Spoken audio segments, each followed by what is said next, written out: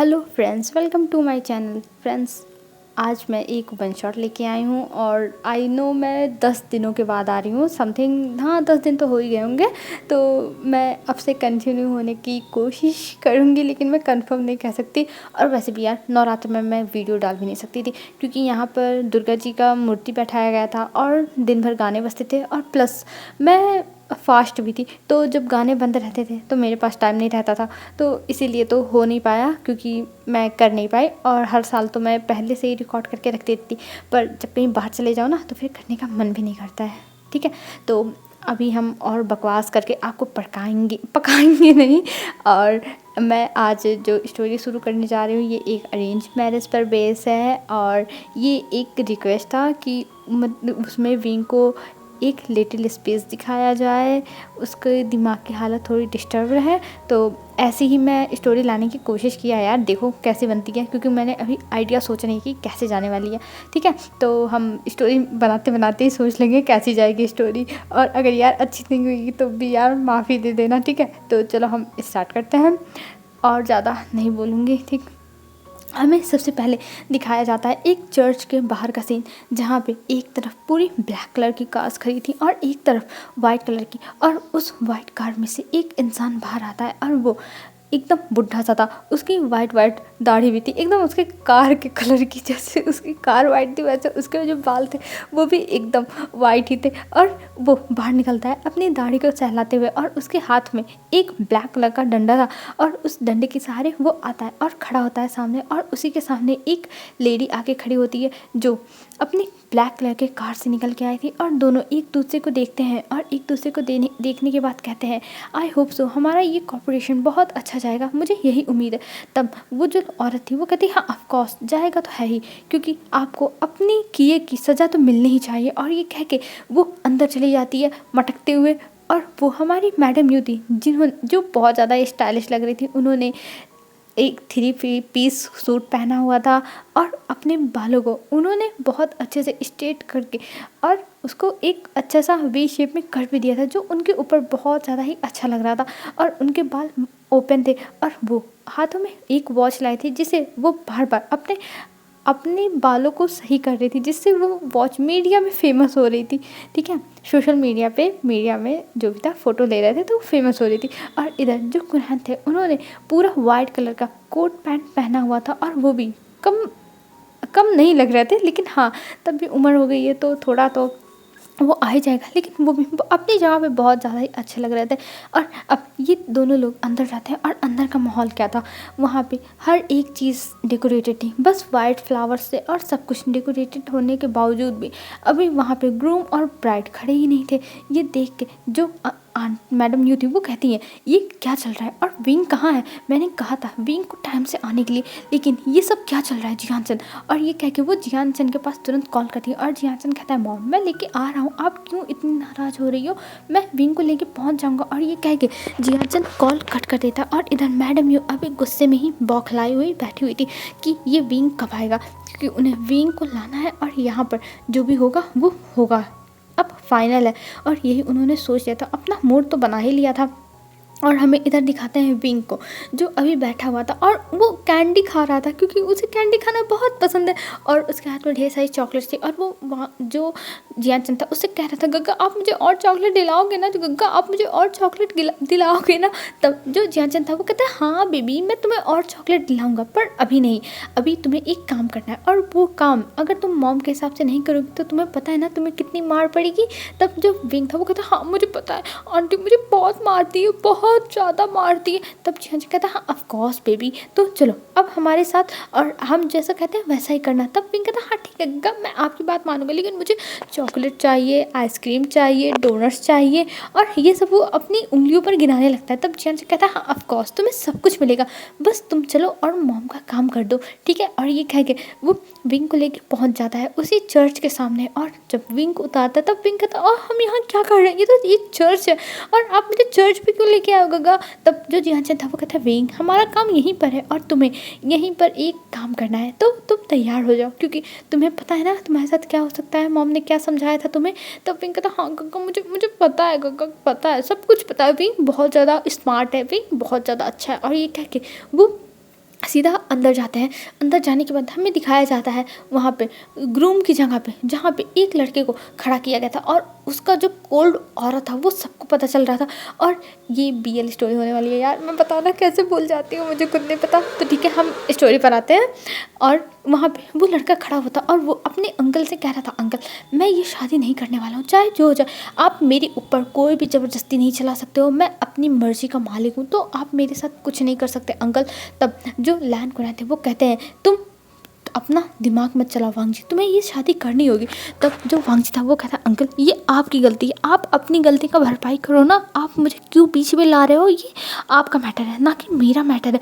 और वैसे भी मुझे ये शादी नहीं करनी, और आपको इतनी शादी कराना है तो आप गग्गा की शादी करा दो ना। तब उन्होंने कहते, तुम पागल हो गए हो क्या, तुम्हारी गग्गा की मैं दूसरी बार शादी कराऊंगा, तुम्हारी गग्गा की शादी हो चुकी है वांगजी। और तुम ज़्यादा शरारतें मत करो, मुझसे बहस मत करो, चुपचाप ये शादी कर लो, नहीं तो मुझसे बुरा कोई नहीं होगा। और तुम जानते हो कि अगर मैं अपने पे आ गया तो तुमसे क्या क्या करा लूँगा। और ये कह के वो वांगजी को घूरते हैं। तब वांगजी कहता है, अंकल आप मेरा कुछ नहीं कर सकते हो, क्योंकि आपको पता है ना कि सब कुछ मैं ही हैंडल करता हूँ और कंपनी भी मेरे पास है, तो आप मेरा कुछ नहीं कर सकते। तभी कुनैन हंसते हैं और कहते हैं, तुम्हें क्या लगता है कि अगर तुम नहीं रहोगे तो ये कंपनी नहीं चल पाएगी? लगता है तुम्हें पता नहीं है कि लैन फैमिली के जो और भी लोग हैं, वो लोग ये कंपनी लेने के चक्कर में कितना ज़्यादा पड़े हुए हैं, लेकिन तुम दोनों के रहते हुए मैं उन लोगों को नहीं दे सकता। तब वांगजी कहता है, आप ये क्या कह रहे हैं अंकल? तब कुनैन कहता है, हाँ मैं जो कह रहा हूँ वो मैं कर सकता हूँ वांगजी। जैसे रिश्तेदार होते नहीं हैं कि मतलब हर फैमिली के रिश्तेदार होते हैं कि अगर फैमिली में कोई लड़का नहीं है तो वो सारी जो प्रॉपर्टी है वो फैमिली मेम्बर्स को मिल जाती है, जो रिश्तेदार होते हैं उनको। तो ऐसे ही कुनैन कह रहे हैं करने के लिए। तब वांगजी कहता है, अंकल हम मरे नहीं हैं, हम जिंदा हैं और आप ऐसे कह रहे हैं।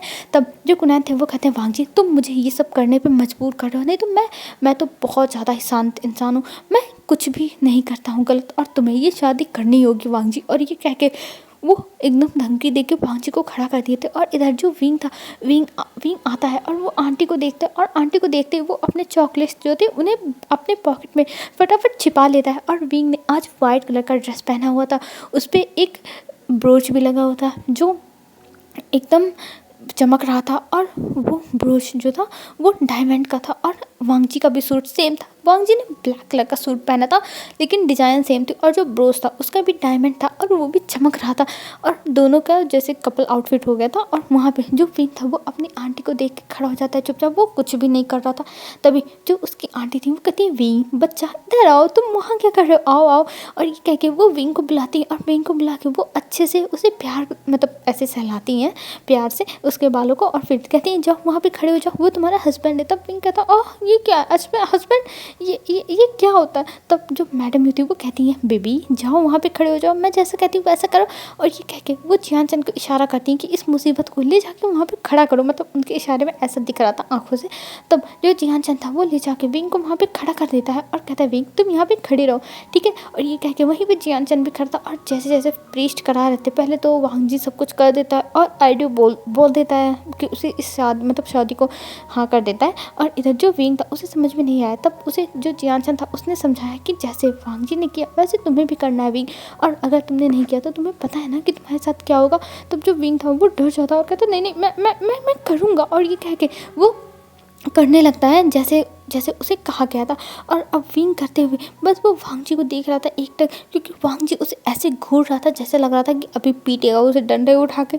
और विंग की शादी अब हो जाती है और वहाँ पे किस करने को कहा जाता है, पर वांगजी किस करने से साफ साफ मना कर देता है। पर इन्हें क्या फ़र्क पड़ने वाला है, ना कुनैन को फ़र्क पड़ने वाला है ना मैडम यू को फ़र्क पड़ने वाला है।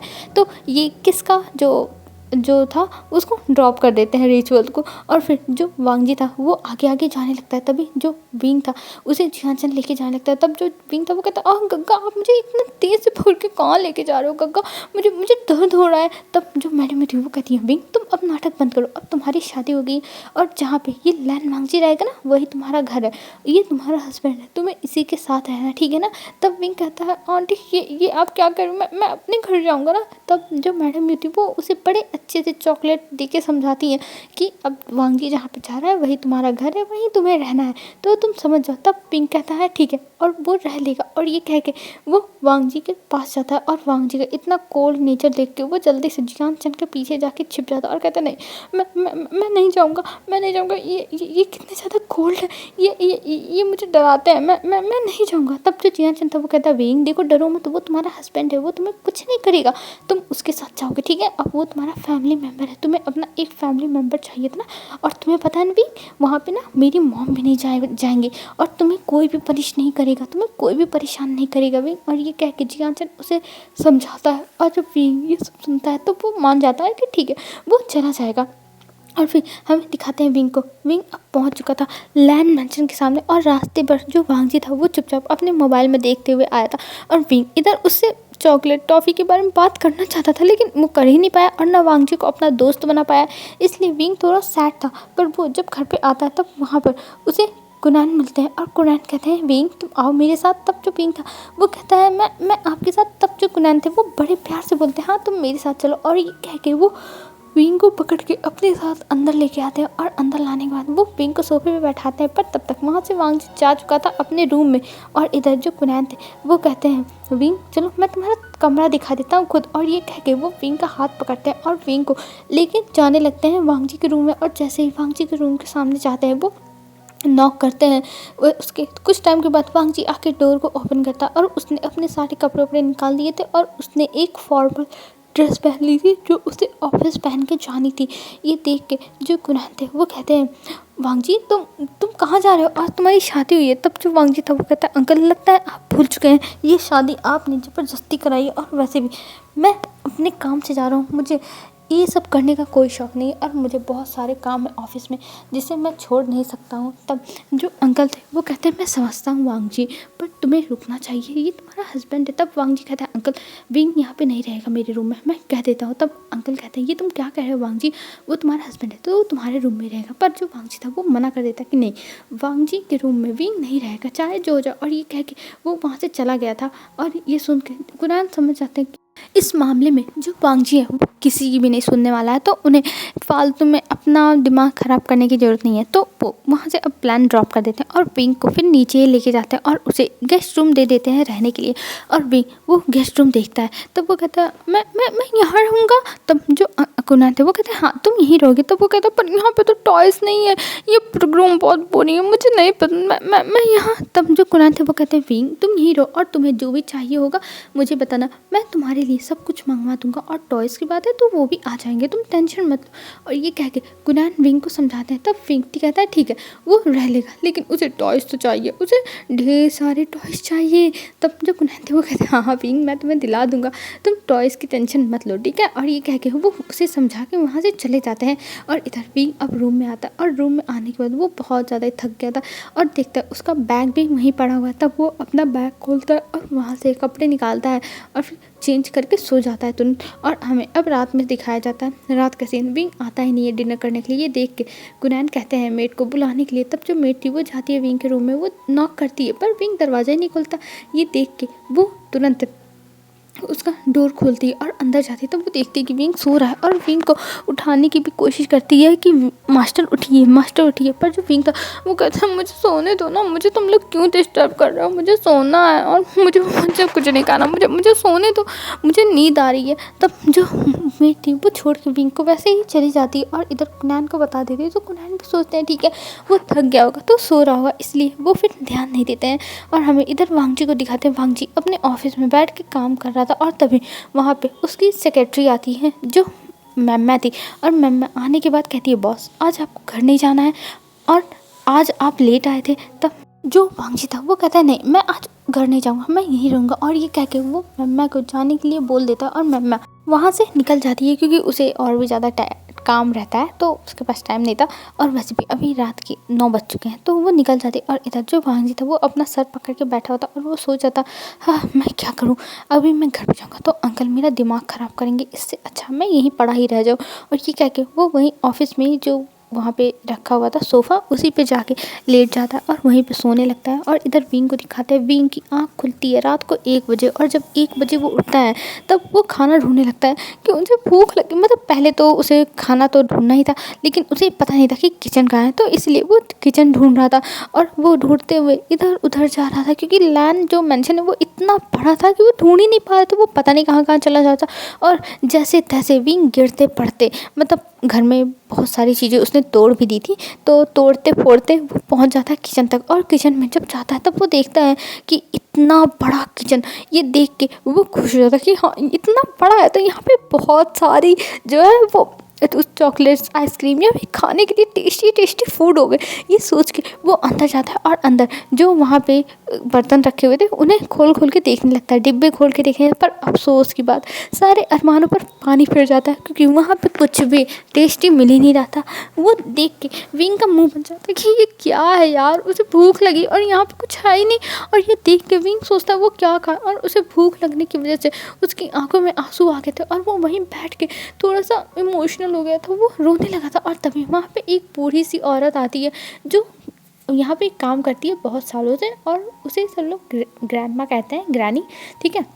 वो आती है और वो देखती है विंग को यहाँ पे और कहती है, मास्टर आप यहाँ पे क्यों बैठे हैं, क्या हो गया, आप मुझे बताइए। तब जो विंग था वो देखता है ग्रैनी को और उन्हें देख के वो कहता है, मुझे बहुत भूख लगी है, मुझे भूख लगी। तब जो ग्रैनी थी वो देखती और कहती है, मास्टर को भूख लगी है, बताओ आप क्या खाओगे।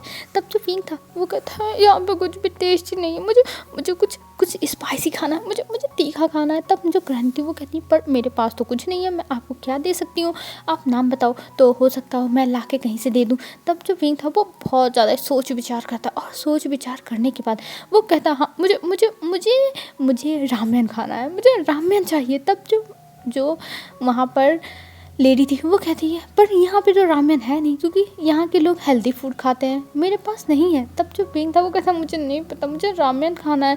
तब जो ग्रैनी थी वो देखती है कि विंग कह रहा है रामेन खाने के लिए, पर रामेन है ही नहीं। फिर जो ग्रैनी थी वो समझाने लगती है कि तुम कुछ और बताओ, मैं बना देती हूँ, पर रामेन नहीं है। पर विंग वहाँ पे अपने हाथ पैर पटकने लगता है कि उसे रामेन चाहिए तो चाहिए, उसे रामेन खाना है, एकदम छोटे बच्चों की तरह। ये देख के जो ग्रैनी थी वो थोड़ा सा शाय करती हैं, क्योंकि उन्हें विंग के जो भी हालत है उसके बारे में पता है कि विंग एक लिटिल स्पेस है और वो छोटे बच्चों की तरह ही बिहेव करता है। तो इसलिए वो शांत रहती हैं और कहती हैं, ठीक है मैं लाती हूँ। और ये सोच के वो उठती हैं और वो चाहती हैं, एक और मेड थी उसके रूम में, क्योंकि वो लड़की थी जो कभी कभी रामेन ऐसे खाते रहती थी, क्योंकि उसे भी यहाँ का फूड पसंद नहीं था। तो वो उसके पास जाती हैं और उसे एक रामेन का जो डब्बा था उसे मांग के लाती हैं, और फिर विंग के लिए वो रामेन बनाती हैं और विंग को खाने को देती हैं। और विंग उस रामेन को खाता है और खाने के बाद वो खुश हो जाता है, उसे बहुत पसंद आता है और कहता है, आप बहुत अच्छी हो, मुझे बहुत अच्छा लगा, ये मुझे बहुत पसंद है। तब जो ग्रैनी थी वो कहती है, हाँ ठीक है, और अब जाके आप सो जाओ, ऐसे रात को घूमना नहीं चाहिए, गंदी बात। तब जो विंग था वो कहता है, हाँ मैं जा रहा हूँ। और ये कह के वो उठता है। फिर वो कहता है, आप कौन है, मैं आपको क्या कहूँ। तब जो ग्रैनी थी वो स्माइल करती है और कहती है, तुम मुझे ग्रैनी कहना, ठीक है, मैं यहीं पे रहती हूँ, मैं यहाँ पे काम करती हूँ, और तुम्हें कोई भी प्रॉब्लम हो, भूख लगे, कुछ भी हो तो तुम मुझसे आके बता सकते हो। तब जो विंग था वो कहता है ठीक है, और ये कह के वो अपने रूम में चला जाता है। और इधर जो ग्रैनी थी वो विंग को देख के स्माइल करती है और फिर वो भी चली जाती है अपने रूम में। अब हमें मॉर्निंग का सीन दिखाया जाता है। मॉर्निंग में 7 बजे जब कुनैन और लैन शिचैन ब्रेकफास्ट कर रहे थे, तब वहाँ पर जो वांगजी था वो आता है और उसे देख के अंकल की तो एकदम मतलब दिमागी संतुलन हिल जाता है, क्योंकि वांगजी रात भर आया ही नहीं, इस टाइम आ रहा था। ये देख के अंकल कहते हैं, तुम नालायक इंसान, तुम अब क्यों आ रहे हो। तब जो वांगजी था वो कहता है, अंकल क्या हो गया, आप ऐसे क्यों कर रहे हो, और मैं अभी को आया हूँ इतने टाइम के बाद और फिर भी आप मेरे साथ ऐसे बिहेव कर रहे हो। तब कुनैन कहते हैं, हाँ तुम्हारे साथ मुझे ऐसे ही बिहेव करना होगा, तुम कैसे इंसान हो, तुम्हारा वाइफ अभी तक ऐसे ही यहीं पे अकेला रहा और तुम्हें आके उसे कंपनी देना चाहिए था। तब जो विंग था वो कहता है, अंकल सॉरी, जो वांगजी था वो कहता है, अंकल देखिए, फर्स्ट ऑफ ऑल वो मेरी वाइफ नहीं है, हम दोनों लड़के हैं, और आपने इस नियम के खिलाफ जाके हमारी शादी कराई है। 2 लड़कों की शादी कभी नहीं हो सकती है, और आपने ज़बरदस्ती करा दी है हमारी शादी। और वैसे भी मैं उसे कभी भी अपना जो हस्बैंड नहीं मानूंगा, चाहे जो हो जाए, और मुझे उस इंसान से कोई मतलब नहीं, वो इंसान चाहे जैसे रहे।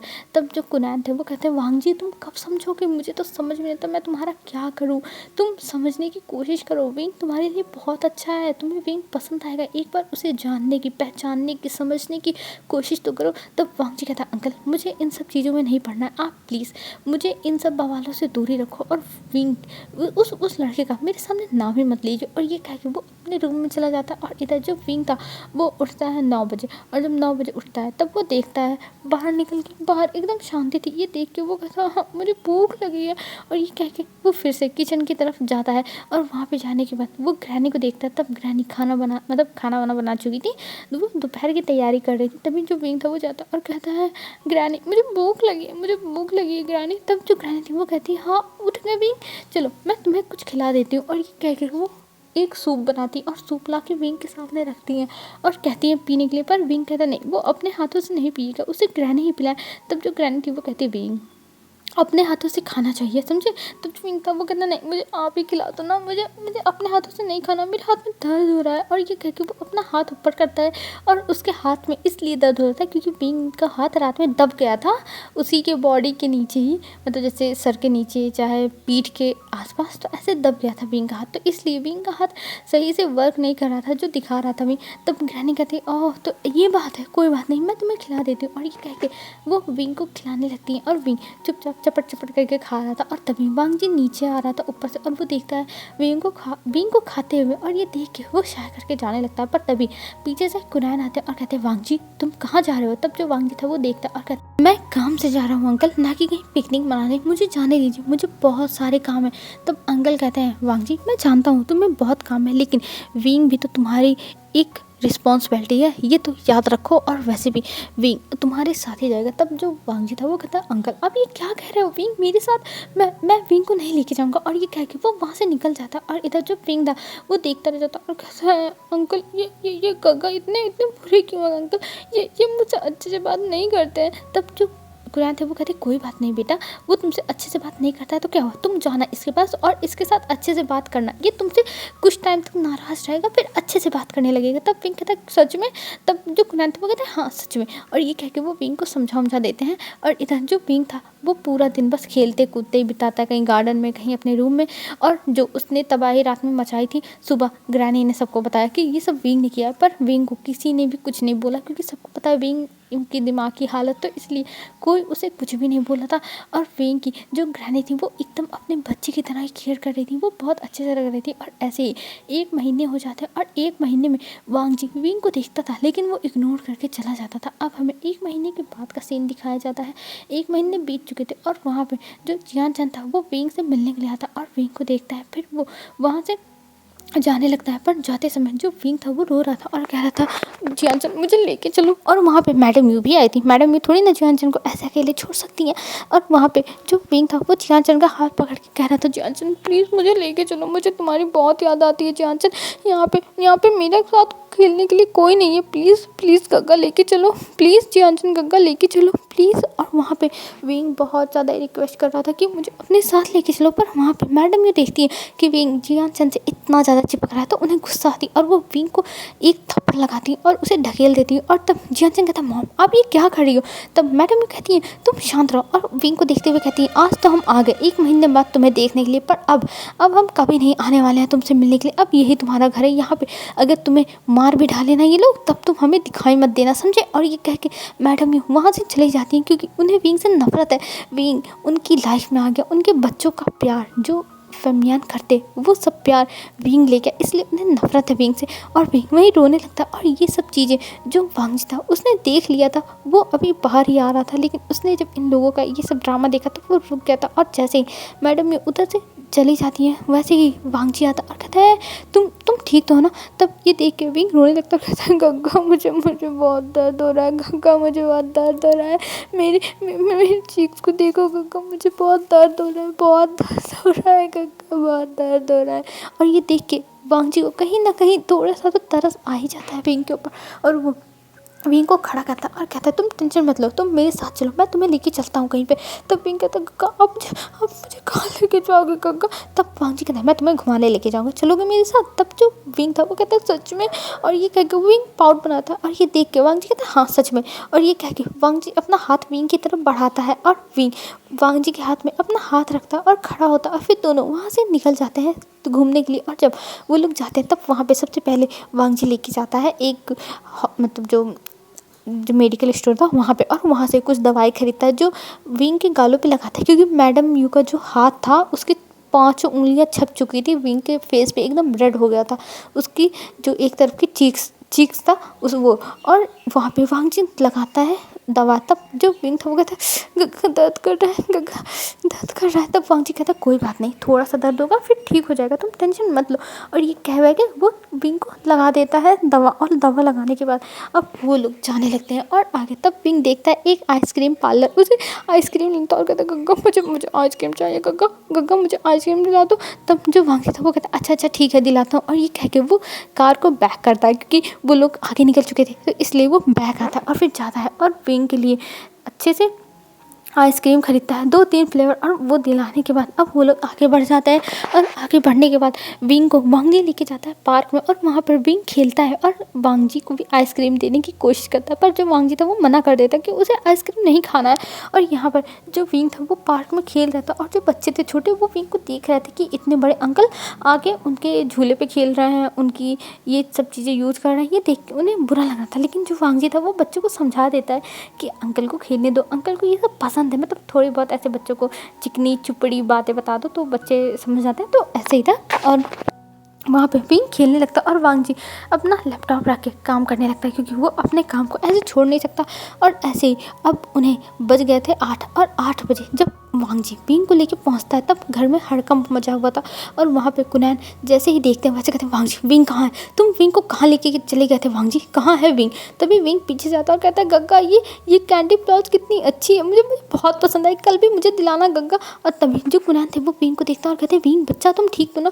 तब विंग कहता अंकल ये देखो आज मैंने बहुत इंजॉय किया अंकल, मुझे गग्गा ने बहुत सारी चीज़ें दिलाई, मुझे बहुत मज़ा आया अंकल, मैं बहुत खुश हूँ अंकल, बहुत खुश हूँ। और ये कह के वो अपनी खुशी दिखाने लगता है कुनैन को, और कुनैन ये देख के शांत होते हैं और वो बैठ जाते हैं और वो कहते हैं हाँ चलो ठीक है विंग जाओ तुम कपड़े चेंज करके और फिर हमारे साथ डिनर करना। तो विंग कहता नहीं अंकल मुझे डिनर नहीं करना है, मुझे कुछ नहीं करना, मैं जा रहा हूँ रूम में सोने के लिए, मुझे बहुत नींद आ रही है, और गग्गा हम फिर चलेंगे घूमने के लिए, ठीक है ना गग्गा। तब जो वांग जी था वो कहता और ये कह के वो उसे भेज देता है और विंग अपने रूम में आके खा के सो जाता है। और इधर जो कुनैन थे वो देखते हैं वांग जी को और कहते हैं वांग जी तुम विंग को क्यों लेके गए थे, कहीं तुम्हारे दिमाग में कुछ चल तो नहीं रहा है। तब जो वांग जी था वो कहता है अंकल आप चाहते क्या है, मैं विंग के साथ कुछ भी बुरा नहीं करूँगा, मैं उससे नफरत करता हूँ, इसका मतलब ये नहीं कि मैं उसका कुछ बुरा कर दूँगा समझे। और वैसे भी वो रो रहा था इसलिए मैं उसे लेके गया था। आपको पता है मैडम यू जिसको आप विंग का फैमिली मेम्बर्स में थे वही विंग को मारा है समझे, और इसीलिए मैं उसे लेके गया था बाहर, जैसे वो चुप हो जाए। तो आप मेरे ऊपर ऐसे कैसे इल्ज़ाम लगा सकते हो अंकल। तब जो कुनैन थे वो कहते हैं वांग जी मुझे माफ़ कर दो, लेकिन मैं डर गया था, मुझे लगा कि तुम कहीं ले जाके विंग को कहीं छोड़ ना दो, क्योंकि वो बेचारा बच्चा बहुत ज़्यादा ही मासूम है, बहुत भोला है, तुम उसके साथ अगर कुछ गलत कर दिए तो। तब विंग कहता अंकल आपको मेरे ऊपर इतना ही विश्वास है, मुझे तो बिलीव नहीं हो रहा है अंकल। तब कुनैन कहते हैं नहीं वांग जी ऐसी कोई बात नहीं, और ये वहाँ से चले जाते हैं। और इधर जो वांग जी था वो गुस्से में जाता है, अपने रूम में तोड़ फोड़ करने लगता है, क्योंकि उसे समझ में नहीं आता उसके अंकल उसके ऊपर ट्रस्ट नहीं करते थोड़ा सा भी, मतलब 1% भी उन्हें ट्रस्ट नहीं था कि वो विंग को कुछ नहीं करेगा, उसे तो बिलीव नहीं होता। और वो अपना जो वहाँ पे रखा हुआ था कुछ पॉट्स वॉट्स रखे हुए थे ऐसे ही डेकोरेट में, तो उन्हें उठा कर फेंकने लगता है। तभी वहाँ पे ग्लास जाना था और कहते वांग जी ये तुम क्या कर रहे हो।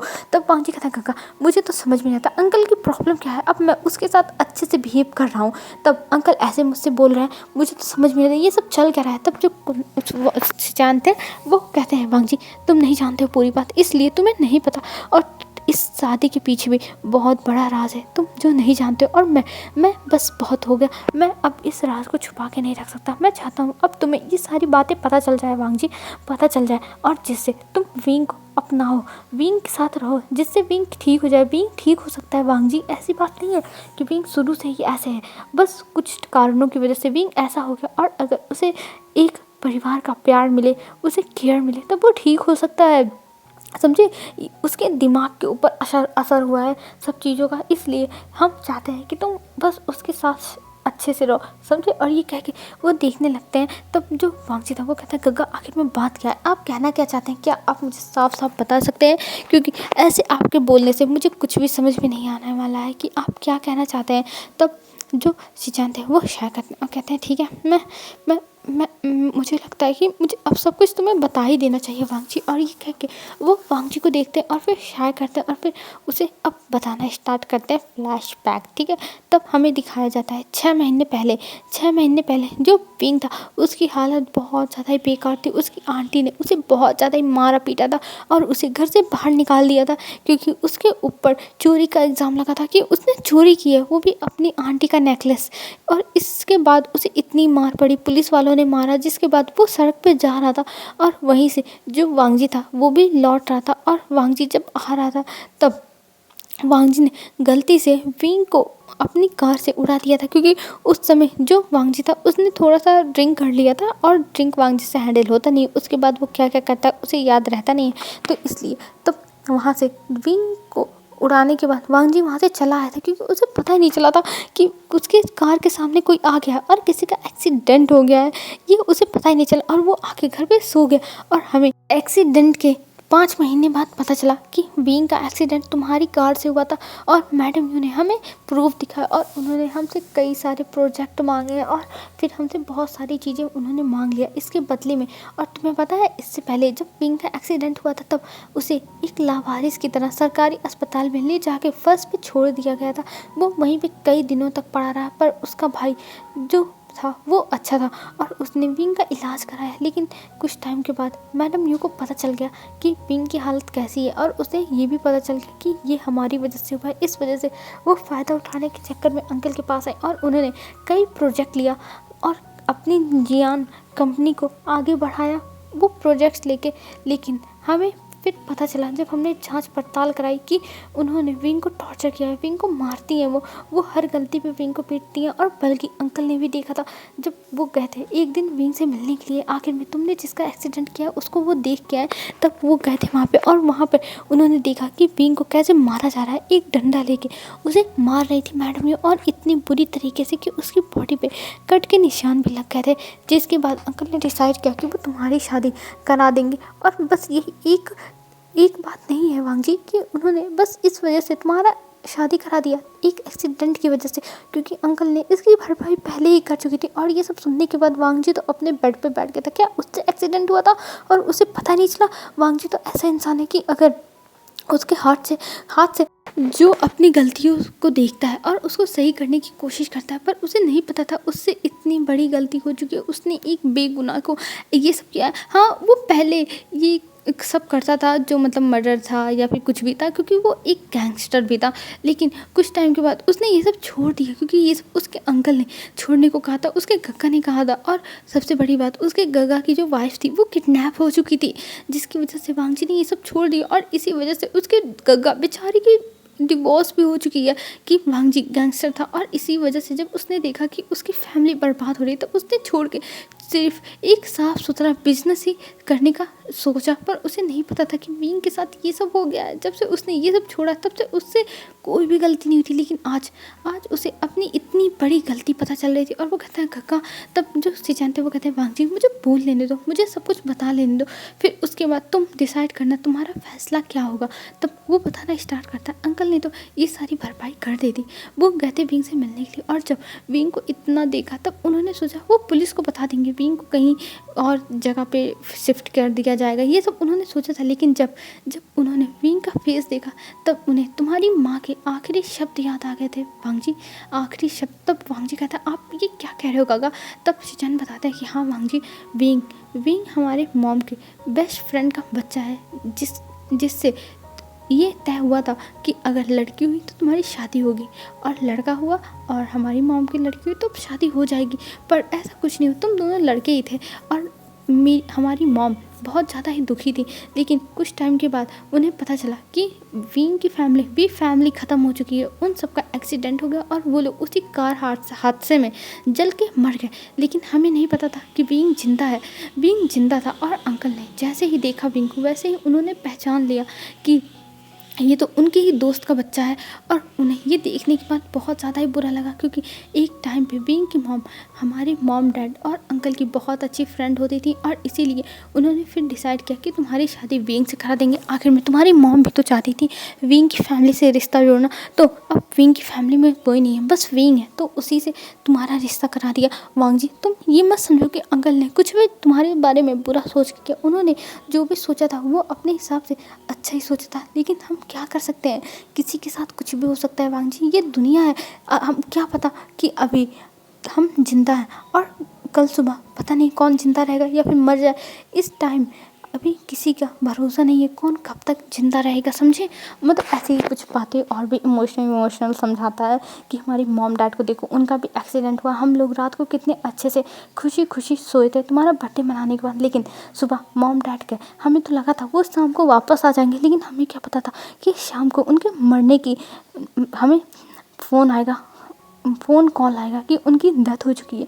इसीलिए वांग जी, ये सब छोड़ो और विंग को अपनाने की कोशिश करो। अंकल कभी भी हमारे बारे में बुरा नहीं सोच सकते हैं वांग जी, बस तुम अपना नज़रिया बदलो। जब तुम अपना नज़रिया बदलोगे ना, तो सब कुछ अच्छा ही हो जाएगा। और ये कह के वो वांग जी को बहुत ज़्यादा ही समझाता है। तब वांग जी ये सब सुनने के बाद बैठ चुका था और अपना सर पकड़ लिया था। उसके दिमाग में तो बस एक ही बात घूम रही थी कि विंग का एक्सीडेंट उसकी वजह से हुआ था।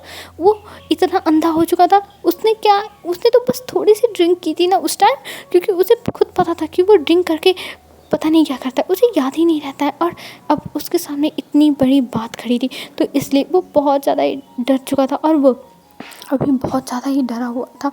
और तभी अंकल आते हैं और अंकल कहते हैं, शिचान इधर आओ, मुझे तुमसे कुछ बात करनी है। और ये कह के अंकल वहाँ से चले गए थे और शिचान भी उनके साथ चले जाते हैं। अब हमें यहाँ से सीन शिफ्ट करके दिखाया जाता है मॉर्निंग में सब फैमिली उठ चुकी थी और अब विंग की भी आदत धीरे धीरे पड़ने लगी थी सुबह उठने की। तब विंग भी उठ चुका था और वो आके सबके साथ बैठता है और कहता है, आप लोग कैसे हो, आप लोग अच्छे हो ना। मैं भी बहुत अच्छा हूँ। मैं देखो आज जल्दी उठ गया, ओ माय गॉड आज मैं जल्दी उठ गया। तब अंकल कहते हैं, हाँ विंग तुम जल्दी उठ गए, और तुम्हारी पढ़ाई कैसी चल रही है, मैंने तुम्हें जितना भी काम दिया था सब तुमने होमवर्क कर लिया ना। तब विंग कहता, हाँ अंकल नहीं हो पाया, वो कल मैं गगा के साथ घूमने चला गया था ना, इसलिए कंप्लीट हुआ, पर मैं आई स्वेयर आज पक्का कंप्लीट कर लूँगा। तब अंकल कहते हैं, चलो तुमसे मुझे यही उम्मीद है कि तुम अपने काम को कंप्लीट करके रखो विंग, लेकिन अगर तुम नहीं कंप्लीट करोगे तो तुम्हें पनिशमेंट मिलेगी और उस पनिशमेंट से फिर तुम्हें कोई भी नहीं बचा सकता विंग। तब विंग कहता, हाँ अंकल मैं समझ गया, मैं अपना काम अच्छे से करूँगा, एकदम अच्छे से। और ये कह के वो फिर खाना खाने बैठ जाता है, जो ब्रेकफास्ट था वो करने के लिए। और वहाँ पे वांग जी बैठा हुआ था और वांग जी विंग को देख रहा था और फिर वो वहाँ से ब्रेकफास्ट करने के बाद चला जाता है। और इधर जो विंग था वो अब अपना होमवर्क पूरा करने लगता है। बेचारे विंग को अंकल इतना सारा होमवर्क देते हैं कि बेचारे विंग को इतना सारा होमवर्क करना पड़ता है। और हमें दिखाते हैं वांग जी को। आज वांग जी जल्द ही 6 बजे ही वापस आ चुका था अपने ऑफिस से और आज कुछ चॉकलेट्स, कुछ कैंडी फ्लॉस और भी बहुत सारी चीज़ें लेके आया हुआ था। और विंग वहीं पे बैठा हुआ था अंकल के पास और अंकल के साथ वो बहुत दिमाग वाला गेम खेल रहा था। पता है क्या, वो चेस खेल रहा था अंकल के साथ और अंकल को कह रहा था, मैं आपको हरा दूंगा बूढ़े इंसान, मैं तुम्हें हरा दूंगा।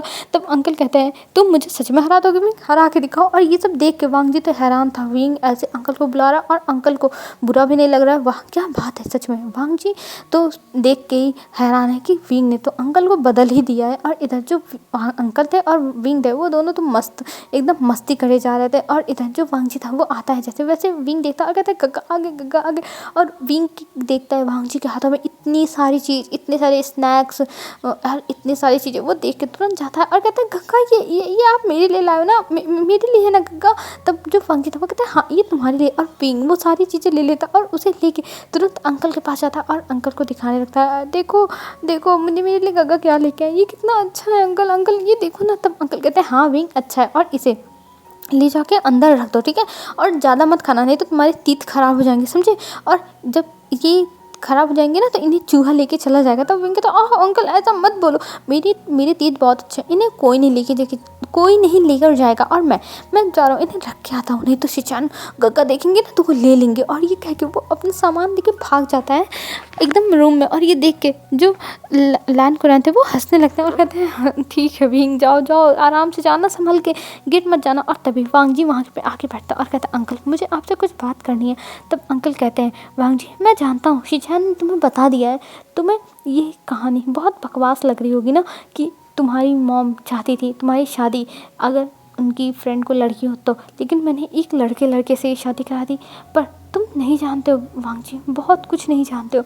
तब वांग जी जो था वो कहता है अंकल मुझे पता है कि विंग का एक्सीडेंट हुआ था मेरी ही गलती से, और आप उसकी शादी इस कारण नहीं कराते, लेकिन आपने विंग अकेला था, उसे मैडम यूँ परेशान करती थी और मॉम भी तो यही चाहती थी, तो इसलिए आपने करा दिया। तब जो कुनैन थे वो कहते हैं नहीं वांग जी तुम नहीं जानते हो, तुम्हें मैं एक और बात बताना चाहता हूँ। और ये कह के वो वांग जी का हाथ पकड़ लेते हैं और बताते हैं कि विंग प्रेग्नेंट हो सकता है वांग जी, ये मुझे विंग के बचपन से ही पता है। जब विंग हुआ था ना उसी के 2 साल बाद ही हमें पता चल गया था कि विंग जो है उसके अंदर कुछ फीमेल्स वाले चीज़ें हैं जिसकी वजह से वो बर्थ दे सकता है और वो स्पेशल मेल है, इसीलिए मैंने तुम्हारी शादी उसके साथ करा दी। अगर मैं नहीं कराता ना तो मैडम यू विंग की ज़िंदगी और बर्बाद कर देती, उसकी ज़िंदगी वैसे ही बदतर थी और भी बदतर बद से बदतर हो जाती वांग जी। इसलिए मैंने बस विंग के बारे में उस समय सोचा और मैंने विंग की ज़िंदगी संवारने के लिए तुम्हारी ज़िंदगी बर्बाद कर दी। मुझे माफ़ कर दो वांग जी, मुझे माफ़ कर दो, मुझसे गलती हो गई, मुझे नहीं पता था कि इसका इतना बुरा असर तुम्हारे ऊपर पड़ेगा, तुम विंग को एक्सेप्ट नहीं कर पाओगे। और ये सुनने के बाद वांग जी थोड़ा हैरान था, लेकिन वो अपने अंकल से कुछ भी नहीं पूछता है क्योंकि अंकल अभी बहुत ज़्यादा इमोशनल है, तो इसीलिए अभी वो कुछ भी नहीं पूछता और अपने अंकल को समझाता है कि आप टेंशन मत लो, मैं ठीक हूँ, मैं ये सब एक्सेप्ट करने की अब धीरे धीरे कोशिश करूँगा। और तब तक वहाँ पे विंग आ जाता है और विंग कहता है आप दोनों किस बारे में बात कर रहे हो, मैं आ गया, आप मुझे बताओ आप लोग किस बारे में बात कर रहे हो। तब वांग जी कहता है कुछ नहीं विंग, कल मैं सोचा हूँ कल मैं तुम्हें घुमाने लेके जाऊँगा। तब विंग कहता है सच में। तब वांग जी कहता है नहीं नहीं कल मैं नहीं लेके जा सकता क्योंकि कल मेरे ऑफिस में बहुत सारा काम है, तो मैं अपना काम ख़त्म करने के बाद देखूंगा कि तुम्हें लेके चलूँ कि ना लेके चलूँ। तब विंग कहता ठीक है गग्गा, जब आपके काम ख़त्म हो जाएंगे ना तब आप मुझे लेके चलना एकदम बढ़िया वाली जगह पे, ठीक है। तब जो वांग जी था वो कहता हाँ ठीक है, मैं एकदम बढ़िया वाली जगह पे तुम्हें लेके जाऊँगा। और ये कह के जो वांग जी था वो स्माइल करता है और फिर वहाँ से उठता है और कहता है ठीक है विंग मैं जा रहा हूँ अंदर, ठीक है, तुम अंकल के साथ एंजॉय करो। और ये कह के वो वहाँ से चला जाता है और इधर जो विंग था वो अंकल के पास बैठ जाता है और कहता अंकल मुझे घूमने जाना है। तब अंकल कहते हैं अरे तुम्हें घूमने जाना है, तुम कल वांग जी के साथ ना ऑफिस चले जाना, तुम्हें बड़ा मजा आएगा। तब विंग कहता है क्या ऑफिस, वहाँ पे तो बहुत काम होता है, वहाँ पे तो पढ़ाई, नहीं मैं नहीं जाऊँगा। तब अंकल कहते हैं अरे विंग वो बहुत बड़ी जगह है, तुम्हें वहाँ पे काम थोड़ी ना करना है ना, पढ़ाई करनी है, तुम जाना घूमना फिरना, फिर शाम को वांग जी के साथ आ जाना। और अगर तुम वहाँ जाओगे ना तो तुम्हें ढेर सारे खाने भी मिलेंगे खाने को। जब वांग जी खाएगा, वांग जी बहुत अच्छे अच्छे टेस्टी खाने खाता है वहाँ पे, मतलब ऐसे ही अंकल चढ़ा देते क्योंकि यार वो दिन भर विंग को संभालते संभालते थक जाते हैं और इतने दिनों से अंकल ही तो संभाल रहे हैं बेचारे विंग को। तो अंकल सोच रहे हैं कि एक दिन का तो कम से कम उन्हें रेस्ट मिले और अंकल पूरा विंग का माइंड सेट बना देते हैं कि हाँ कल तुम्हें वांग जी के साथ जाना ही है। और हमारा विंग भी तैयार हो जाता है, हाँ ठीक है वो जाएगा। और रात में सब लोग एक साथ डिनर करते हैं और डिनर करने के बाद हमें अब मॉर्निंग का सीन डायरेक्ट दिखाया जाता है। मॉर्निंग में वांग जी तैयार होके जा रहा था ब्रेकफास्ट करके और वहाँ पे विंग भी तैयार होके आ चुका था। ये देख के वांग जी उसे ऊपर से नीचे तक देखता है तो विंग ने एक ब्लैक कलर का जीन्स पहना था और उस पर वाइट कलर का टी शर्ट पहना था और उसके हाथ में एक वॉच थी और उसका शूज़ वाइट कलर का था, ठीक है। तब विंग आता है और उसे वांग जी ऊपर से नीचे तक स्कैन करता और कहता है विंग तुम कहाँ जा रहे हो। तब विंग कहता है गग्गा मैं आपके साथ जा रहा हूँ घूमने आपके ऑफिस। तब जो वांग जी था वो कहता है विंग ऑफिस में काम होता है घूमा नहीं जाता है। तब विंग कहता है गग्गा मुझे जाना है ना, मुझे लेके चलो, मुझे आपके ऑफिस देखना प्लीज़ गग्गा, मुझे लेके चलो ना प्लीज़ गग्गा। तब वांग जी कहता है विंग तुम ऑफिस में क्या करोगे। तब कुनैन कहते हैं वांग जी जब वो कह रहा है जाने के लिए तो चुपचाप उसे लेके जाओ ना, तुम ऐसे बिहेव क्यों कर रहे हो उसके साथ, चुपचाप लेके जाओ। तब वांग जी कहता है अंकल मैं वहाँ पे काम करूँगा कि विंग को संभालूंगा। तब अंकल कहते हैं तुम्हें उसको संभालने की जरूरत नहीं, वो खुद ही संभल जाएगा। और ये कह के वो लेके जाने के लिए कहते हैं और इधर शिचान भी कहते हैं वांग जी लेके जाओ, अगर कोई प्रॉब्लम होगी तो मेरे पास कॉल कर देना, मैं आ जाऊँगा विंग को ले लूँगा। तब जो वांग जी था वो मान जाता है क्योंकि इधर शिचान का ऑफिस दूसरी साइड है, ठीक है, वहीं पे मतलब ऐसे ब्लॉक वाइज बने हुए, block A block B block C, तो उस मतलब मैं ऐसे एग्जांपल दे रही हूँ लेकिन उसके अलग अलग नाम है, जैसे हर उसका अलग अलग है। तब वहाँ पे जो सिचान है वो दूसरे ब्लॉक में है। तब जो वांगजी था वो कहता है गग्गा मुझे धोखा मत देना, ठीक है, जब मैं कॉल करूँगा आ जाना। तब जो सिचान थे वो कहते हैं हाँ वांगजी मैं आ जाऊँगा, तुम टेंशन मत लो। और ये कह के वो दोनों वहाँ से अब निकल जाते हैं। और इधर जो विंग था वो तो बड़ा खुश हो गया था कि चलो उसे जाने को मिल रहा है अब लैन जो कंपनी है उसमें। और वो वहाँ से निकल गया था वांगजी के साथ। अब वो वहाँ पे पहुँचता और सब लोग देख के शॉक, क्योंकि पहली बार वांगजी के साथ कोई यहाँ पे आया था जो लैन फैमिली का ना हो। और वहाँ पे आने के बाद जो वांगजी था वो विंग को लेके जाने लगता है अंदर, पर विंग नहीं जाता है। और वो शिचानगा के पास चला जाता है कि उसे शिचानगा के पास जाना है, उसे यहाँ पे नहीं जाना है, यहाँ की वाइब भी अच्छी नहीं है। और ये सोच के वो वहाँ पे चला गया था। और वहाँ पे जाने के बाद वो शिचानगा के पास ही बैठा रहा दिन भर। और दोपहर के टाइम दिखाते हैं, दोपहर के टाइम जब वांगजी और शिचान का टिफ़िन आता है, पहले शिचान का टिफ़िन जाता है। तब वो बताता है कि अब वो शिचान का टिफ़िन लेके मतलब शिचान का टिफ़िन देने के बाद वो वांगजी का टिफ़िन लेके जा रहा है। तब जो विंग था वो कहता है गग्गा आप अपना टिफ़िन रखो, मैं गग्गा का टिफ़िन लेके जा रहा हूँ। तब जो शिचान थे वो कहते हैं विंग तुम रहने दो, मैं अपने किसी एम्प्लॉय से भिजवा दूंगा। तब विंग कहता नहीं मैं ही लेके जाऊँगा, आप मुझे एड्रेस बता दो।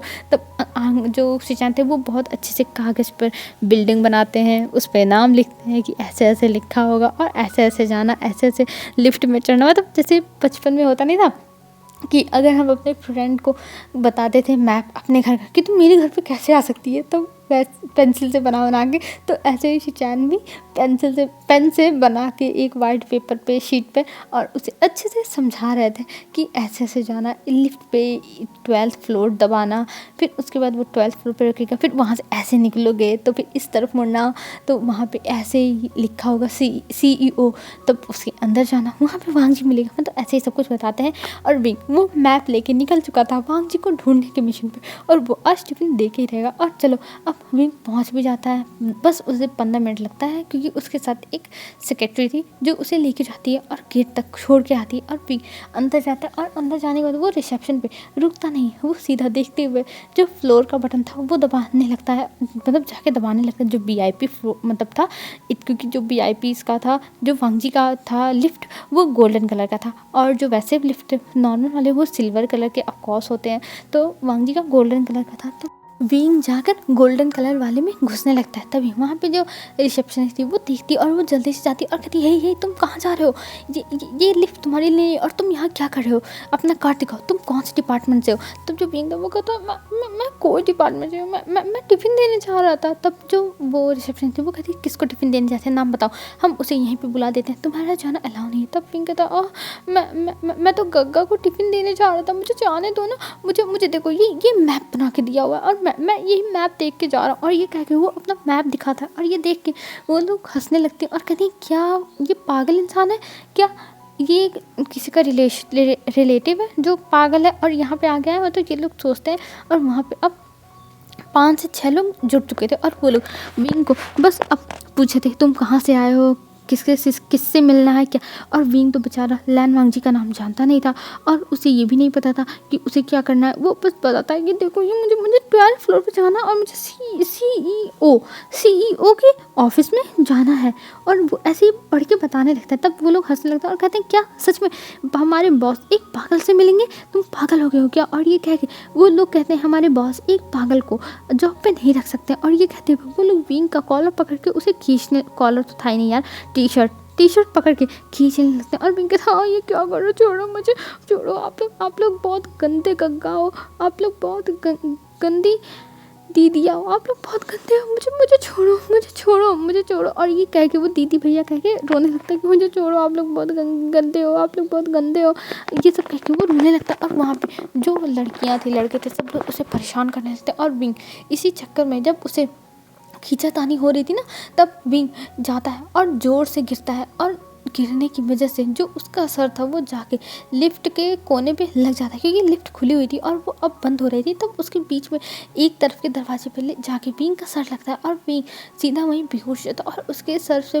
ब्लड ही ब्लड बहने लगता है। और ये देख के वहाँ पे जो लोग थे वो डर जाते हैं और डरते हुए वो एम्बुलेंस को कॉल करते हैं, क्योंकि उनसे तो शापा हो ही चुका है, अब आगे क्या होगा उन्हें भी नहीं पता।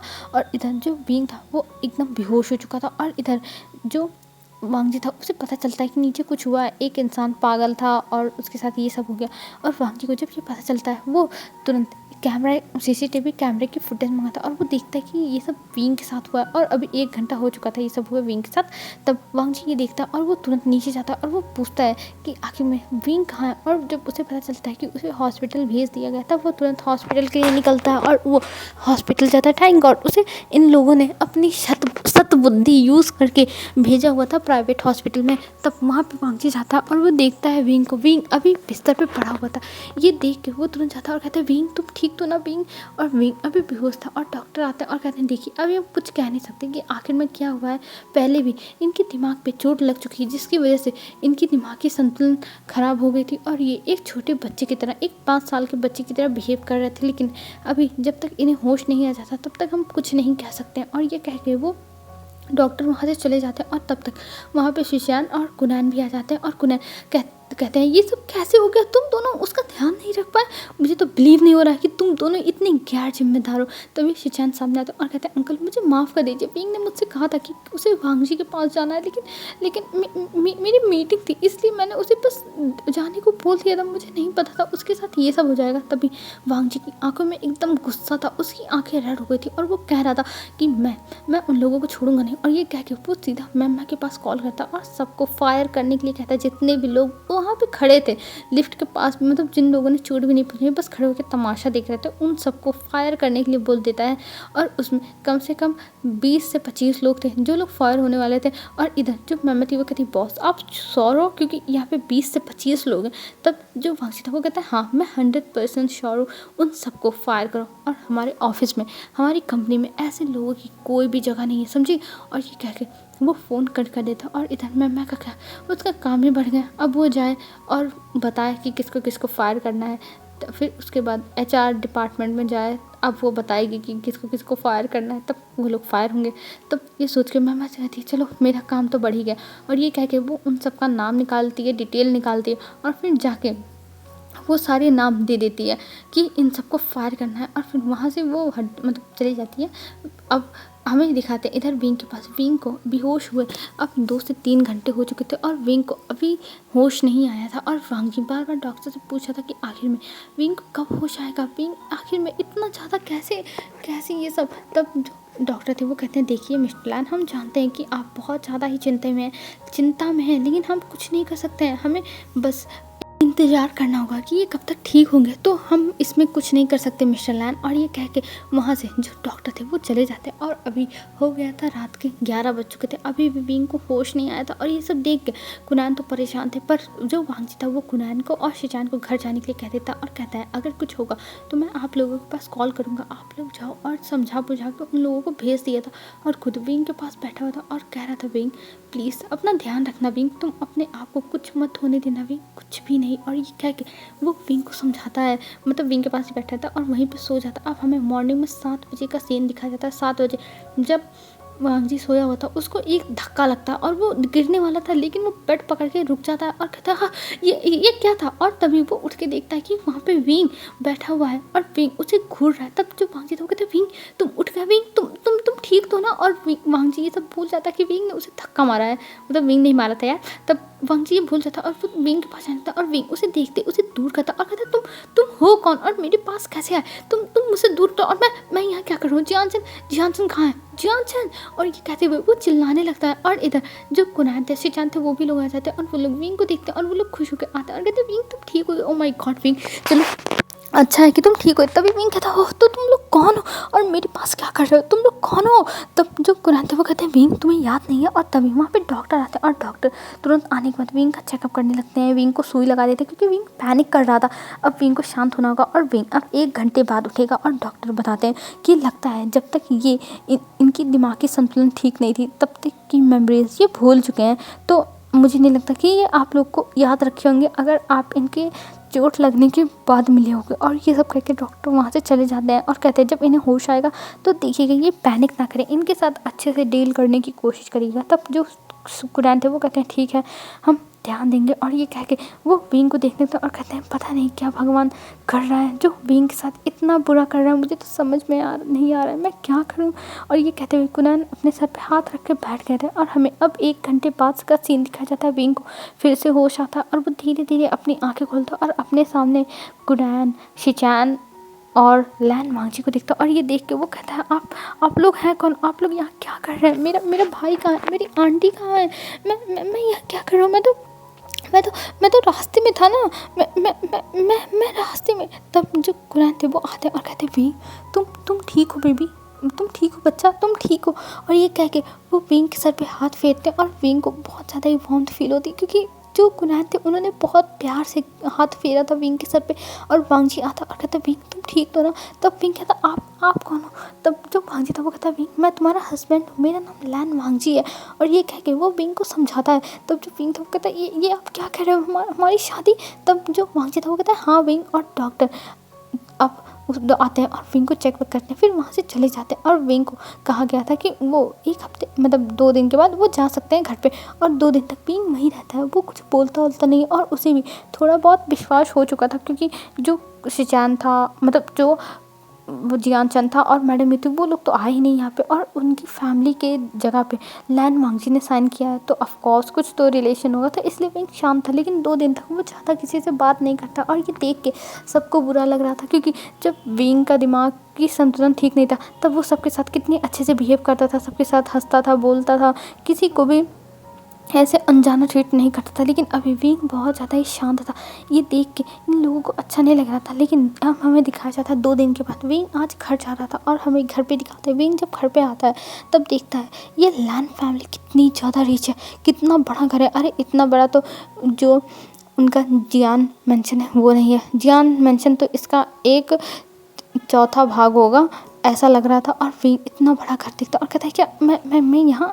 तब जो वांगजी था वो कहता हाँ विंग तुम यहाँ रहते हो, और उसे अंदर लेके जाता है, फिर उसे ले जाके सोफे पे बैठाता है और उसे फिर उनकी शादी का एल्बम कुरैन तुरंत ला के दिखाते हैं, क्योंकि उन्हें तो दिखाना था भाई कि हाँ हमारे पास प्रूफ है कि तुम्हारी शादी हो चुकी है। और वो उसे दिखाते हैं जो एल्बम था वो। और विंग ये सब अब धीरे धीरे एक्सेप्ट करने के बारे में सोचने लगता कि हाँ जब उसकी शादी हो चुकी तो उसे एक्सेप्ट करना ही होगा। और फिर वो चला जाता है अपने रूम में सोने के लिए, जो गेस्ट रूम था, और वो अभी गेस्ट रूम में सोया था और ये सब सोच रहा था कि उसके साथ क्या हुआ था, उसका एक्सीडेंट हुआ था और ये सब। और वांगजी ने उसे बता दिया था कि हाँ उसी से एक्सीडेंट हुआ था, लेकिन उसने ये भी बता दिया था कि जो उनकी शादी हुई थी कैसे हुई थी। और ये सब सुनने के बाद वो इशारे करता है और सोचता है चलो वहाँ से तो ठीक ही है, कम से कम उसे मार तो नहीं पड़ती है यहाँ पे, क्योंकि अभी विंग की मतलब जो बॉडी है उस पर कोई भी चोट के निशान नहीं है, वो जो निशान है वो बहुत पुराने हैं। तो विंग को ये पता चल गया कि यहाँ पे उसे मारा नहीं जाता और ये लोग उसका इतना ध्यान रख रहे हैं, तो कहाँ से यार उसे मार पीट पड़ रही होगी। और ग्रैनी जो है वो कितनी अच्छी है, जैसे ही विंग आया उसके लिए सूप, उसके पसंद का खाना सब कुछ लेके दौड़ने लगी और सब लोग विंग को एकदम घर पे सर पे उठाए रखते हैं। और अभी 1 हफ्ते हो चुके थे विंग की याददाश्त है, और विंग धीरे धीरे ये सब एक्सेप्ट करने की कोशिश कर रहा था और वो सबके साथ थोड़ी बहुत बातें कर रहा था और सब कुछ एक्सेप्ट कर रहा था। और इधर जो वांगजी था वो विंग को देखता और कहता है विंग। तब विंग देखता है वांगजी को, तब वांगजी कहता है विंग मुझे तुमसे कुछ बात करनी है। और ये कह के वो विंग का हाथ पकड़ता है और विंग को लेके जाने लगता है। तब वो लोग छत पे जाते हैं और छत पे जाने के बाद वो विंग को एक चेयर पे बैठाता है और विंग के पास घुटनों पर बैठ जाता और कहता है विंग मुझे माफ़ कर दो, मैंने तुम्हारे साथ जो भी किया मुझे तुम्हारे साथ ऐसे बिहेव नहीं करना चाहिए था। तभी जो विंग था वो कहता है नहीं इसकी कोई ज़रूरत नहीं है वांगजी, मैं समझ सकता हूँ कि एक पागल इंसान से कौन ही शादी करना चाहेगा, कोई बात नहीं। तब वांगजी कहता नहीं विंग ऐसी बात नहीं है, मैं मैं मैं मैं मैं मैं, मैं क्या करूँ, मुझे समझ में नहीं आ रहा विंग, मुझे माफ़ कर दो, मुझे माफ़ कर दो विंग। तब विंग कहता है पर तुम माफ़ी क्यों मांग रहे हो, मुझे कोई प्रॉब्लम नहीं है और मैं समझ सकता हूँ। और सच में अगर मैं ठीक होता ना और तुम मेरे साथ ऐसे बिहेव करते तब में मुझे कोई तकलीफ़ नहीं होती, और वैसे भी मैं ये सारी बातें भूल चुका हूँ, तो तुम भूल जाओ और टेंशन मत लो। तब वांगजी कहता पर विंग मैंने तुम्हारे साथ अच्छा बिहेव नहीं किया था। तब वांगजी की बात सुनकर विंग कहता कोई बात नहीं, तुमने मेरे साथ जैसे भी बिहेव किया पर अब मैं वो सब भूल चुका हूँ ना। तब वांगजी कहता हाँ मुझे पता है तुम भूल चुके हो, पर मैं तुमसे बस एक बात कहना चाहता हूँ विंग, क्या हम अपनी लाइफ की एक नई शुरुआत कर सकते हैं, क्या हम एक दूसरे को एक सेकंड चांस दे सकते हैं प्लीज़ विंग।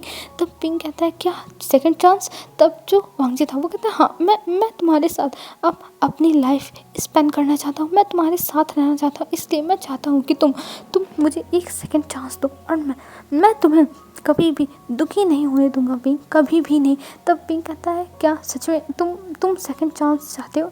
तब वांगजी कहता है हाँ मैं चाहता हूँ, मैं तुम्हें कभी भी तकलीफ़ नहीं दूंगा विंग, मैंने जो भी किया है उसके लिए तुम मुझे जो भी पनिशमेंट दोगे ना वो पनिशमेंट मुझे मंजूर है, मैं सब कुछ सह लूँगा, तुम मुझे बस पनिशमेंट बताओ। तो वांग जी की बात सुन के विंग कहता है नहीं, तुम्हें तुम्हें कोई भी पनिशमेंट की ज़रूरत नहीं है। तब वांग जी कहता है नहीं विंग, मुझे पनिशमेंट की ज़रूरत है, मैंने तुम्हारे साथ इतना बुरा बिहेव किया शादी वाले दिन, मैंने इतना रूड बिहेव किया शादी वाले दिन से ही। तब वांग जी की बात सुन के विंग कहता है कोई बात नहीं, और मुझे इससे ज़्यादा रूड इंसानों को फेस करने की आदत है। और ये कहते हुए विंग हंसने लगता है और उसके फेस पे बहुत ज़्यादा दुख दिखाई देता है। और ये देख के वांग जी उसका हाथ पकड़ लेता है और तभी विंग की आंखों से आंसू गिर जाते हैं और वो वांग जी को हक करके रोने लगता है। और फिर वो थोड़ी देर बाद, मतलब 1 घंटे तो लग ही जाता है विंग को शांत होने में, और जब विंग शांत होता है तब वो वांग जी को देखता है और कहता है सच में मैं सच बता रहा हूँ वांग जी, मैं सच बता रहा हूँ, सच में तुमसे भी ज़्यादा रूड इंसान मेरी लाइफ में थे। तुम जानते हो ना मैडम यू को, वो कैसी है, वो मुझे मारती थी, मुझे टॉर्चर करती थी, मुझे खाना नहीं देती थी, बचपन से ही वो मेरे साथ ऐसे बिहेव करती थी। और मुझे लगता भी था कि मैं इसी के लायक हूँ, लेकिन तुम लोगों ने मुझे इतना प्यार दिया एक ही हफ्ते में कि ये प्यार बहुत ज़्यादा लगता है। और ये कहते हुए विंग की आंखों में आंसू आते हैं और विंग अपने आंसुओं को एक उंगली से हटा भी रहा था अपनी आंखों के किनारे से, और कह रहा था सच में मैं बहुत खुश हूँ, मुझे 1 हफ्ते में जितना प्यार मिला है ना वांग जी, उतना मुझे पूरे ज़िंदगी में नहीं मिला। जब तक मैं मैडम यू के साथ रह रहा हूँ, जब से मैंने होश संभाला है, तब से मुझे इतना प्यार नहीं मिला है। मैं बहुत खुश हूँ वांग जी, सच में मैं बहुत खुश हूँ। और ये कह के वो वांग जी को फिर से कस के गले लगा लेता। और इधर वांग जी को तो बहुत ज़्यादा खुश हो गया था और कहता भी थैंक यू विंग, मुझे एक चांस देने के लिए मैं बहुत खुश हूँ, मैं बहुत खुश हूँ। और ये कहते हुए वो विंग को गले लगा के रखता है और विंग भी उसे गले लगा के रखता है, क्योंकि दोनों के जो इमोशन थे वो एकदम बह रहे थे आंसुओं के जरिए। दोनों अपना इमोशन शो कर रहे थे, पर उन आंसुओं के साथ कि दोनों एक दूसरे को कितना चाहते हैं। और वहीं कोने से हमारे शिचैन और कुनैन देख रहे थे, और ये देखने के बाद कुनैन तो बहुत खुश हो गए थे।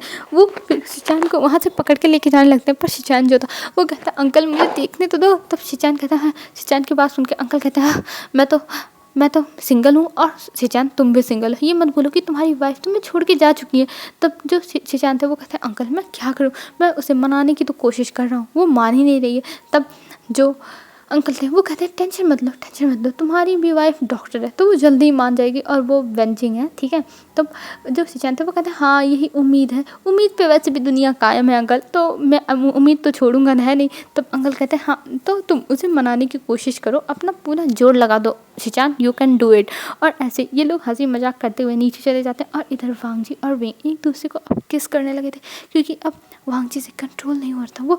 वो बस विंग को किस करना चाहता था, उसे बहुत अच्छा लग रहा था कि विंग ने उसे दूसरा चांस दे दिया। क्योंकि जब वांग जी विंग से इसलिए दूर भागता था, भले वो ऐसे मतलब उसका मेंटल स्टेज चाहे जो था, लेकिन जो उसकी बॉडी थी वो तो ग्रोन अप थी ना विंग की। और जब वांग जी विंग को देखता था तब वो विंग की तरफ अट्रैक्ट होता था। और जिस चीज़ से वांग जी को बहुत नफरत थी कि आखिर में वो विंग की तरफ ऐसे अट्रैक्ट कैसे हो रहा है, उसे समझ में नहीं आ रहा था। और इसी वजह से उसने फैसले लिया था कि वो विंग से ऐसे नफरत से ही बात करेगा, उसके साथ ऐसे दूरियां मेंटेन करेगा। पर उसे क्या पता था कि आगे चल के वो उसी के प्यार में रहेगा। और फिर एक दिन जिस इंसान से वो इतना दूरियां मेंटेन कर रहा है, प्यार करने के मतलब अट्रैक्ट होने के बावजूद, उसे प्यार नहीं कहेंगे अभी, बस अट्रैक्शन ही कहेंगे, तब वो इंसान ठीक हो जाएगा। और आज वांग जी उसे एक सेकंड चांस के लिए बस कन्फेस कर देगा। हाँ विंग के भी दिल में ज़्यादा वांग जी के लिए कुछ है नहीं, लेकिन हाँ सेकंड चांस तो एक दूसरे को देंगे। और जैसे अरेंज मैरिज में होता है, सब कुछ धीरे धीरे होगा, पहले दोस्ती होगी, फिर प्यार होगा, फिर उनका रिश्ता आगे बढ़ेगा। तो ऐसे ही अब विंग और वांग जी का भी होने वाला था। मैं आप लोगों को एग्जाम्पल देके समझा रही हूँ यार, और कोई भी बात बार बार रिपीट हो जाए यार तो यार माफ़ी दे दें, क्योंकि समझाने के चक्कर में ना कोई चीज़ें बार बार रिपीट होने लगती हैं, तो इसीलिए ठीक है। तो हमें अब यहाँ से सीन शिफ्ट करके दिखाते हैं सीधा 5 साल बाद का सीन। 5 साल बाद हमें दिखाते हैं जो विंग था वो फटाफट टिफ़िन पैक कर रहा था और रख रहा था और कह रहा था बीबी सच में तुम्हारे फादर तो मेरा जीना हराम करके रखे हैं, मैं सच में उन्हें नहीं छोड़ूंगा। और यहाँ पे अभी 2 बच्चे, एक लड़का है एक लड़की है, और जो लड़की है वो 3 साल की है और लड़का भी 3 ही साल का है, ठीक। तब जो बच्चे थे वो कहते हैं मम्मा पर फादर कितने अच्छे हैं, कितनी कूल है, अभी वो आ रहे हैं। तब जो विंग था वो कहता हाँ वो तो आ ही रहा है ना, मेरा तो दिमाग ख़राब करके रखा है, रूम में इतना सारा कपड़ा फैला के रखा हुआ है, कोई कपड़े ही नहीं उसे पसंद आते हैं। और ये कहते हुए वो उनका बॉटल रखता है, टिफ़िन रखता है, और विंग भी तैयार हो चुका था। और अभी हमें विंग के बारे में पता चलता है कि विंग जो है वो जो लैंड कंपनी है उसमें मैनेजर बन चुका है एक डिपार्टमेंट में, और वो बहुत अच्छे से काम कर रहा है। और वांग जी ने तो उसे अपना सेक्रेटरी बनाने की कोशिश की थी। हाँ विंग बन भी गया था, उसे कोई प्रॉब्लम नहीं थी वांग जी का सेक्रेटरी बनने में, आखिर में उसे काम ही करना था। पर अफसोस की बात ये थी कि वांग जी उसका नाजायज़ फ़ायदा उठाता था। नाजायज़ मीन्स कि कहीं भी वांग जी शुरू हो जाता, उसे किस करना, उसे हक करना, उसके साथ इंटीमेट होना ऑफिस में शुरू हो जाता। तो इसलिए विंग तो इस सब चीज़ों से पागल हो चुका था, उसे ये सब चीज़ें एकदम इरिटेट कर रही थी, इसलिए उसने वो नौकरी छोड़ दी और उसने अंकल से बात करके सीधा एक डिपार्टमेंट में मैनेजर बन गया। और अब उसकी लाइफ अच्छी चल रही है, क्योंकि वो वांग जी के सामने पढ़ता ही नहीं जाता, वो बहुत कम वांग जी के सामने पढ़ता है। और इस चीज़ से वांग जी स्टार्टिंग में थोड़ा नाराज़ हुआ था, लेकिन हाँ फिर उसके बाद वो मान भी गया था कि चलो तुम्हें जहाँ खुशी मिले वहाँ रहो। और ये कह के मतलब ये सोच रहा था भी। और इधर हमें दिखाते हैं उसके दोनों बच्चे तैयार हो चुके थे। एक का नाम था सिया और एक का नाम आईवान, जैसा हर स्टोरी में रहता है। वांग जी और विंग के बच्चे का आईवान नाम, तो विंग के बच्चे का एक का नाम था आईवान, एक का नाम था शिया। और दोनों स्कूल जाने के लिए तैयार थे और दोनों चिल्लाते फादर जल्दी आइए हमें जाना है। आप कहाँ पे हो फादर? तभी वहाँ पे वांग जी आता और कहता है बेबीज तुम लोग क्यों चिल्ला रहे हो इतना तेज़? तभी वहाँ पे वेंचिंग आती है और कहती है हाँ जब तुम्हारे फादर इतने नालायक हो ना तो तुम लोग को चिल्लाना नहीं चाहिए, चलो मैं ही छोड़ देती हूँ, तुम्हारे फादर का लेट हो चुका और मुझे पता है इसकी कोई इंपॉर्टेंट मीटिंग होगी जो ये छोड़ नहीं सकता है। तब जो वांग जी था वो कहता ओह शाओची आप मुझे कितने अच्छे से समझती हो सच में, और वैसे भी आप दोनों जब से घर में आए हो ना, आप और विंग, तब से हमारी लाइफ एकदम सेट हो चुकी है। तब जो बेंचिंग थी वो कहती हाँ मैं गई भी तो थी तुम्हारी वजह से लैन वांग जी, तुम्हारी कांडों की वजह से, नहीं तो मैं इस घर से जाती नहीं। तब जो शिचान थे वो कहते वांग जी तुम मेरी वाइफ से दूरी रहो, तुम्हारी वजह से मेरी वाइफ चली गई थी, लेकिन अब मैं नहीं सहूँगा, और अगर तुम फिर से मेरी वाइफ को तुमने प्रोवोक करने की कोशिश की ना तो मुझसे पूरा कोई नहीं होगा। तभी वांग जी हंसने लगता, कहता अरे कक्का मेरी गलती नहीं थी, बस मेरे काम की गलती थी और वो सब मैं छोड़ चुका हूँ, तो अब मेरे हाथ एकदम साफ़ है, देख लो एकदम साफ़।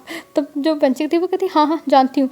तब जो वांग जी था वो कहता हाँ ये तो है ही ना, पहले मेरे हाथ खून से रंगे रहते थे, अब शाओची आपके हाथ खून से सने रहते हैं। तब जो बेंचिंग थी वो कहती क्या क्या क्या मतलब है? तभी जो सिचान वो कहते वांग जी तुम कहना क्या चाहते हो? बेंचिंग अब ये माफिया काम करने लगी है माफिया में। तब जो बेंचिंग थी वो उसके सर पे पटाख से फाल मारती और कहती है शिचान तुम ये क्या कह रहे हो, तुम ऐसे बकवास कैसे कर सकते हो, मैं एक डॉक्टर हूँ।